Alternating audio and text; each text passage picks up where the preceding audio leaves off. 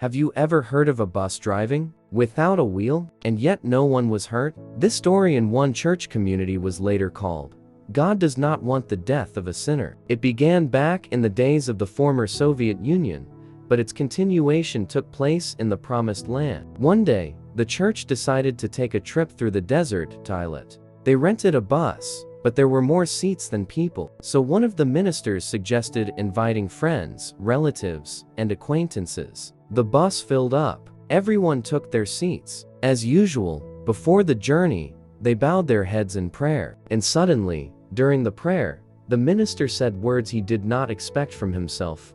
"Lord, show us your power. Perform a miracle on this trip." When the prayer ended, he began to wonder, why did I say that? What kind of miracle was I asking for? There was no answer. He could only wait. The journey was going peacefully until they approached the Dead Sea. A descent, a mountain road, speed, and suddenly at full speed, the bus lost its front right wheel. It should have ended in tragedy. The bus could have flipped. People could have died. But something incredible happened. The bus did not overturn. It did not go off the road. It simply stopped. No one was hurt, not even a bruise. As the passengers were getting off, an unfamiliar woman suddenly said loudly, "God himself held this bus." But the most surprising part was yet to come. The driver, an Arab Muslim, came up to the minister and said, "I can see that you are believers. You prayed, and your God answered you."